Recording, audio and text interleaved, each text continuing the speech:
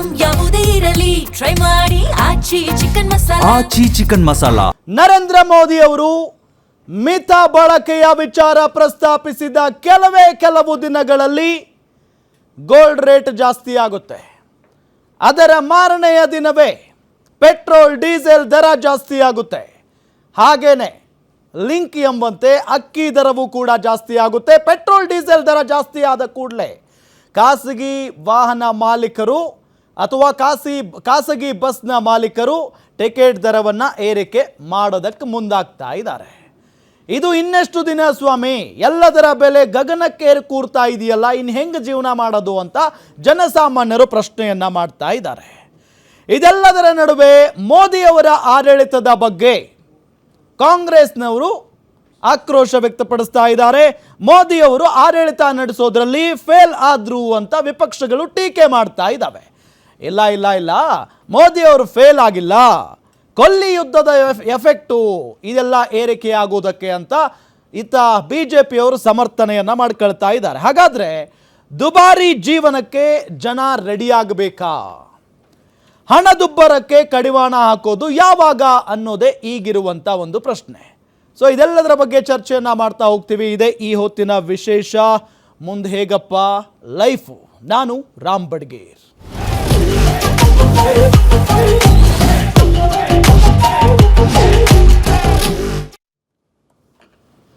ಮೋದಿಯವರ ಮಿತ ಸಂದೇಶದ ಹೇಳಿಕೆಯ ಬೆನ್ನಲ್ಲೇ ಎಲ್ಲದರ ಬೆಲೆ ಗಗನಕ್ಕೇರಿ ಕೂರ್ತಾ ಇದೆ. ಇದು ಜನರನ್ನ ಕಂಗೆಡಿಸಿ ಬಿಟ್ಟಿದೆ. ಈಗ ನಾನಾ ರೀತಿಯಲ್ಲಿ ಕೇಂದ್ರ ಸರ್ಕಾರದ ವಿರುದ್ಧ ಈಗ ಆಕ್ರೋಶ ವ್ಯಕ್ತವಾಗ್ತಾ ಇದೆ. ಎಲ್ಲವೂ ಕೂಡ ದುಬಾರಿ ಆಗ್ತಾ ಇದೆ. ಒಂದೇ ದಿನಕ್ಕೆ ಪೆಟ್ರೋಲ್ ಡೀಸೆಲ್ ರೇಟ್ ಏರಿಕೆಯಾಗಿರೋದು. ಲೀಟರ್ ಪೆಟ್ರೋಲ್ ಡೀಸೆಲ್ ಬೆಲೆಯಲ್ಲಿ 3 ರೂಪಾಯಿ ಏರಿಕೆ ಮಾಡಲಾಗಿದೆ. ಪೆಟ್ರೋಲ್ ಡೀಸೆಲ್ ದರ ಏರಿಕೆ ಬೆನ್ನಲ್ಲೇ ಬಸ್ ಟಿಕೆಟ್ ದರವೂ ಕೂಡ ಹೆಚ್ಚಳ ಆಗಿದೆ. ಖಾಸಗಿ ಬಸ್ ಟಿಕೆಟ್ ದರ 20ರಿಂದ 30% ಏರಿಕೆ. ಸಿಎನ್ಜಿ ದರದಲ್ಲೂ ಏರಿಕೆಯಾಗಿದೆ. ಜನ ಬದುಕೇದು ಹೇಗೆ ಅನ್ನೋ ಪ್ರಶ್ನೆ. ಮಿತ ಬಳಕೆ ಅಂತ ಪೆಟ್ರೋಲ್ ಡೀಸೆಲ್ ಜಾಸ್ತಿ ಮಾಡಿದ್ಯಾಕೆ ದರವನ್ನ? ಬಸ್ ಟಿಕೆಟ್ ಜಾಸ್ತಿ, ಅಕ್ಕಿ ರೇಟ್ ಕೂಡ ಏರಿಕೆಯಾಗಿದೆ. ಹಾಗಾದ್ರೆ ನೆಕ್ಸ್ಟ್ ಯಾವುದು? ರೂಪಾಯಿ ಮೌಲ್ಯ ದಿಢೀರ್ ಕುಸಿತ ಆಗಿದೆ. ಆರ್ಥಿಕ ಆತಂಕ ಶುರುವಾಗಿದೆ. ಮುಂದೇನು? ಮೋದಿ ಫೇಲ್ ಅಂತ ಕಾಂಗ್ರೆಸ್ನವರು ಹೇಳ್ತಾ ಇದ್ರೆ, ಕೊಲ್ಲಿ ಎಫೆಕ್ಟ್ ಅಂತ ಬಿಜೆಪಿಯವರು ಸಮರ್ಥನೆ ಮಾಡ್ಕೊಳ್ತಾ ಇದ್ದಾರೆ. ಹಾಗಾದ್ರೆ ದುಬಾರಿ ಜೀವನಕ್ಕೆ ಜನ ರೆಡಿ ಆಗಬೇಕಾ? ಹಣದುಬ್ಬರಕ್ಕೆ ಕಡಿವಾಣ ಯಾವಾಗ ಬೀಳುತ್ತೆ? ಇದು ಈಗಿರುವಂತ ಪ್ರಶ್ನೆ. ಸೊ ಜನ ಕೇಂದ್ರ ಸರ್ಕಾರ ಏನು ಹೇಳುತ್ತೋ ಬಹಳಷ್ಟು ಸಂದರ್ಭದಲ್ಲಿ ಅದನ್ನ ಫಾಲೋ ಮಾಡ್ಕೊಂಡು ಬಂದಿದ್ದಾರೆ. ಇನ್ಕ್ಲೂಡಿಂಗ್ ಕೊರೋನಾ ಸಂದರ್ಭದಲ್ಲೂ ಕೂಡ ಮನೆಯಿಂದ ಹೊರಗಡೆ ಬರಬೇಡಿ, ತಟ್ಟೆ ತಗೊಂಡು ಬಾರಿಸಿ ಅಂದಾಗ್ಲೂ ಬಾರಿಸಿದ್ದಾರೆ. ಅದಾದ ನಂತರ ಯಾವ್ಯಾವ ಸಂದಿಗ್ಧ ಸಂದರ್ಭಗಳಿದಾವೋ ಎಲ್ಲ ಸಂದರ್ಭಗಳಲ್ಲೂ ಕೂಡ ಕೇಂದ್ರ ಸರ್ಕಾರದ ಜೊತೆ ಜನ ನಿಂತ್ಕೊಂಡಿದ್ದಾರೆ. ಆದ್ರೆ ಈಗ ಏಕಾಏಕಿಯಾಗಿ ಎಲ್ಲದರ ಬೆಲೆ ಜಾಸ್ತಿ ಆಗ್ತಾ ಇರೋದು ಯಾಕೆ? ಒಂದು ಪೆಟ್ರೋಲ್ ಡೀಸೆಲ್ ಎಲ್ಲದಕ್ಕೂ ಲಿಂಕ್. ಇದು ಪೆಟ್ರೋಲ್ ಡೀಸೆಲ್ ದರ ಏರಿಕೆ ಆದ್ರೆ ಸಹಜವಾಗಿ ಎಲ್ಲದರ ಬೆಲೆಯೂ ಕೂಡ ಏರಿಕೆಯಾಗುತ್ತೆ. ಈಗ ಖಾಸಗಿ ಬಸ್ನವರು 20ರಿಂದ 30% ಟಿಕೆಟ್ ದರ ಏರಿಕೆ ಮಾಡೋದಕ್ಕೆ ಮುಂದಾಗ್ತಾ ಇದ್ದಾರೆ. ಸೊ ಹಂಗಾಗಿ ಯಾರಿಗೆ ಇದು ಹೊಡೆತ? ಜನಸಾಮಾನ್ಯರಿಗೆ.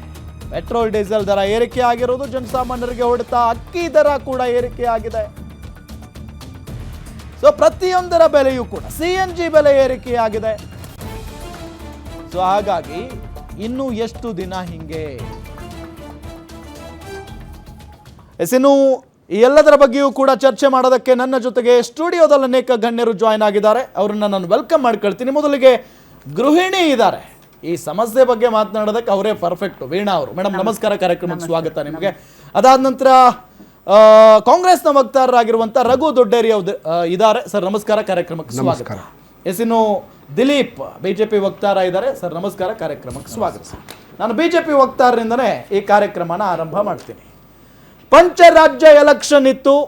ಆ ಸಂದರ್ಭದಲ್ಲಿ ಯಾವುದೇ ರೀತಿಯಾಗಿ ನೀವು ಇದರ ಬಗ್ಗೆ ಸ್ಪಷ್ಟನೆಯನ್ನ ಕೊಟ್ಟಿರಲಿಲ್ಲ, ಬೆಲೆ ಏರಿಕೆ ಆಗುತ್ತೆ ಮುಂದಿನ ದಿನಗಳಲ್ಲಿ ಅಂತ ಹೇಳಿ. ಬಟ್ ಈಗ ನೋಡಿದ್ರೆ ಏಕಾಏಕಿಯಾಗಿ ಫಲಿತಾಂಶ ಬಂದ ಕೆಲವೇ ದಿನಗಳಲ್ಲಿ ಎಲ್ಲದರ ಬಗ್ಗೆ ಏರಿಕೆ ಮಾಡ್ತಾ ಇದ್ದೀರಿ. ಏನು ಕತೆ ಇದು? ಸರ್ ನೋಡಿ, ಇವತ್ತಿನ ಪ್ರಸ್ತುತ ಕಚ್ಚಾ ತೈಲದ ಬೆಲೆ $118 ಪರ್ ಬ್ಯಾರಲ್ ಇರ್ತಕ್ಕಂಥದ್ದು ಯುದ್ಧ ಪ್ರಾರಂಭ ಆಗೋದಕ್ಕಿಂತ ಮುಂಚೆ $70 ಪರ್ ಬ್ಯಾರಲ್ ಇತ್ತು. ಸೊ ಆ ರೀತಿ ಹೋದ್ರೆ ಅಕಸ್ಮಾತ್ ಇವರು ಬೆಲೆ ಏರಿಕೆಯನ್ನೇ ಮಾಡಬೇಕು ಅಂತ ಇದ್ದಿದ್ರೆ ಇವತ್ತು ಆಲ್ಮೋಸ್ಟ್ ಡಬಲ್ ಮಾಡಬೇಕಾಗಿತ್ತು. 1 ಲೀಟರ್ಗೆ $80 ಮಾಡಬೇಕಾಗಿತ್ತು. ನೀವು ಬೇರೆ ಬೇರೆ ದೇಶಗಳನ್ನ ನೋಡಿದಾಗ ಹೋಲಿಕೆ ಮಾಡಿದಾಗ ಇದೇ ರೀತಿ ಬೆಲೆಗಳು ಜಾಸ್ತಿ ಆಗಿದ್ದಾವೆ. ನೀವು UAE ತೆಗೆದುಕೊಳ್ಳಿ, UAE-ನಲ್ಲೂ ಸಹ 54% ಜಾಸ್ತಿ ಆಗಿದೆ. US ಅಮೆರಿಕಾದಲ್ಲಿ ಸ್ವತಃ ಉತ್ಪಾದನೆ ಮಾಡ್ತಾರೆ UAE ಮತ್ತು US ನಲ್ಲಿ 44% ಜಾಸ್ತಿ ಆಗಿದೆ. ಶ್ರೀಲಂಕಾದಲ್ಲಿ 38% ಜಾಸ್ತಿ ಆಗಿದೆ. ನ್ಯೂಜಿಲೆಂಡಲ್ಲಿ 30% ಜಾಸ್ತಿ ಆಗಿದೆ. ಚೀನಾದಲ್ಲಿ 21% ಜಾಸ್ತಿ ಆಗಿದೆ. UK-ನಲ್ಲಿ 19% ಜಾಸ್ತಿ ಆಗಿದೆ. ದಕ್ಷಿಣ ಕೊರಿಯಾದಲ್ಲಿ 19% ಜಾಸ್ತಿ ಆಗಿದೆ. ಇವತ್ತು ಜಾಸ್ತಿ ಆಗಿರ್ತಕ್ಕಂಥದ್ದು ₹3 ಸರ್. ₹3 ಜಾಸ್ತಿ ಮಾಡಿದ್ದಾರೆ. ಜಸ್ಟ್ ನಾನು ಹೇಳ್ತೀನಿ ಸರ್, ₹3 ಜಾಸ್ತಿ ಮಾಡಿದ್ದಾರೆ. ಇದಕ್ಕೆ ಮುಂಚೆ ಕೇಂದ್ರ ಏನ್ ಮಾಡುತ್ತೆ, ಎಕ್ಸೈಸ್ ಡ್ಯೂಟಿಯನ್ನ ಕೇಂದ್ರ ಸರ್ಕಾರ ಹಾಕ್ತಾ ಇದ್ದಂತೆ ಎಕ್ಸೈಸ್ ಡ್ಯೂಟಿನ ತನ್ನ ಮೇಲೆ ಹಾಕೊಳ್ಳುತ್ತೆ. ₹10 ಕಡಿಮೆ ಮಾಡ್ತಾರೆ. ಸೊ ಇವತ್ತು ನಾವು ಪೆಟ್ರೋಲ್ ಏನೇನು ಇದೆ ಅಂತಕ್ಕಂಥದ್ದು ನಾವು ಅರ್ಥ ಮಾಡ್ಕೊಬೇಕಾಗುತ್ತೆ ಸರ್. ಇವತ್ತು ಮೂಲ ಬೆಲೆ ಇರ್ತಕ್ಕಂಥದ್ದು ಪೆಟ್ರೋಲಿಯಂಗೆ ₹54 ಸಮಥಿಂಗ್ ಮೂಲ ಬೆಲೆ ಇದೆ. ಅದರೊಳಗಡೆ ಕೇಂದ್ರ ಸರ್ಕಾರ ಇವತ್ತು ಆಗ್ತಾ ಇರ್ತಕ್ಕಂಥದ್ದು ₹11.90. ಇದಕ್ಕಿಂತ ಮುಂಚೆ ₹21 ಇತ್ತು ಸರ್. ನಿಮಗೆಲ್ಲ ಗೊತ್ತಿರುತ್ತೆ. ₹10 ಕಡಿಮೆ ಮಾಡ್ತೀವಿ ನಾವು. ಸೆಂಟ್ರಲ್ ಎಕ್ಸೈಸ್ ಡ್ಯೂಟಿಯನ್ನ ನಾವು ₹10 ಕಡಿಮೆ ಮಾಡ್ತೀವಿ. ರಾಜ್ಯ ಸರ್ಕಾರ ವ್ಯಾಟ್ ಅನ್ನ 1 ಲೀಟರ್ಗೆ ₹27 ಹಾಕುತ್ತೆ ಸರ್. ₹27 ಹಾಕುತ್ತೆ. ಮತ್ತೆ ರಾಜ್ಯ ಸರ್ಕಾರ ಅಧಿಕಾರಕ್ಕೆ ಬಂದ ಮೇಲೆ ನಾವು ಎಷ್ಟು ಬಾರಿ ಪೆಟ್ರೋಲ್ ಅನ್ನ ಜಾಸ್ತಿ ಮಾಡಿದ್ದಾರೆ ಅಂತ ನಾವು ನೋಡಿದಾಗ 15 ಜೂನ್ 2024 ₹3 ಜಾಸ್ತಿ ಮಾಡ್ತಾರೆ ಸರ್. ಅವತ್ತು ಯಾವತ್ತು ಕೊಲ್ಲಿ ಯುದ್ಧ ಇರೋದಿಲ್ಲ. ₹99.84 ಇದ್ದಂತಹ ಪೆಟ್ರೋಲಿಯಂ ಬೆಲೆಯನ್ನು ₹107.84 ಜಾಸ್ತಿ ಮಾಡ್ತಾರೆ. ಅದಾದ್ಮೇಲೆ 2025ರಲ್ಲಿ ಏಪ್ರಿಲ್ 1ನೇ ತಾರೀಕು ಅವತ್ತು ಸಹ 18% ಇಂದ 21% ಜಾಸ್ತಿ ಮಾಡ್ತಾರೆ. ₹7 ಜಾಸ್ತಿ ಮಾಡ್ತಾರೆ ಸರ್. ಅವತ್ತು ಯಾವತ್ತು ಕೊಲ್ಲಿ ಯುದ್ಧ ಇರೋದಿಲ್ಲ ಸರ್. ಇವತ್ತು ಸಮಸ್ಯೆ ಇಲ್ಲ ಅಂತ ಹೇಳ್ತಾ ಇಲ್ಲ. ಇದು ಅಂತಾರಾಷ್ಟ್ರೀಯ ಸಮಸ್ಯೆ. It's not controlled by India. ಇಡೀ ಪ್ರಪಂಚಕ್ಕೆ ಆಗಿರ್ತಕ್ಕಂಥದ್ದು. ಇದು ನಮಗೂ ಆಗಿದೆ, ನಮ್ಮ ದೇಶಕ್ಕೂ ಆಗಿದೆ. ಅದನ್ನ ನಾವು ಆಗಿಲ್ಲ ಅಂತ ಹೇಳ್ತಾ ಇಲ್ಲ. ಆದರೆ ಆ ಸಮಸ್ಯೆಗಳನ್ನು ಬಗೆಹರಿಸ್ತಕ್ಕಂಥ ಕ್ರಮಗಳನ್ನು ಏನು ಅಂತ ಹೇಳಿ ನಾವು ಅದನ್ನ ರಾಜ್ಯ ಸರ್ಕಾರನೂ ಮಾಡಬೇಕಾಗುತ್ತೆ, ಕೇಂದ್ರ ಸರ್ಕಾರನೂ ಮಾಡಬೇಕಾಗುತ್ತೆ.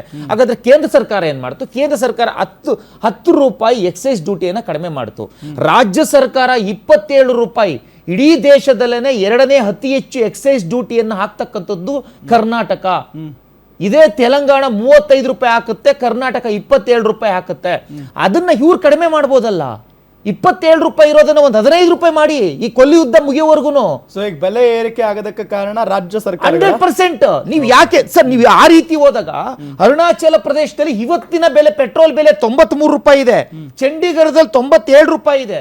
ದೆಹಲಿನಲ್ಲಿ ₹97 ಇದೆ. ಗುಜರಾತ್ನಲ್ಲಿ 97 ಇದೆ. ಹಿಮಾಚಲ ಪ್ರದೇಶದಲ್ಲಿ ₹109 ಇದೆ. ಕರ್ನಾಟಕದಲ್ಲಿ ₹106 ಇದೆ.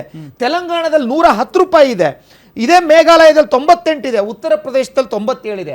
ಹಾಗಾದ್ರೆ ಬಿಜೆಪಿ ಅಧಿಕಾರದಲ್ಲಿ ಇರ್ತಕ್ಕಂಥ ರಾಜ್ಯಗಳಲ್ಲಿ ಯಾಕೆ ₹100 ಒಳಗಡೆ ಇದೆ? ಕಾಂಗ್ರೆಸ್ ಆಡಳಿತ ಇರ್ತಕ್ಕಂಥ ರಾಜ್ಯಗಳಲ್ಲಿ ಯಾಕೆ ಅತಿ ಹೆಚ್ಚು ಇದೆ, ₹100 ಮೇಲಿದೆ? ಎಕ್ಸಾಕ್ಟ್ಲಿ. ಅದಕ್ಕೂ ಉತ್ತರ ಕೊಡ್ಬೇಕಲ್ವಾ? ಈ ಪ್ರಶ್ನೆಗೆ ಉತ್ತರ ನಾನು ರಘು ದೊಡ್ಡೇರಿ ಅವರಿಂದ ಪಡ್ಕೊಳ್ತೀನಿ. ಅದಕ್ಕಿಂತ ಮುಂಚೆ ನಮಗೆ ಇನ್ನೊಬ್ರು ಜಾಯ್ನ್ ಆಗಿದ್ದಾರೆ ಅತಿಥಿ.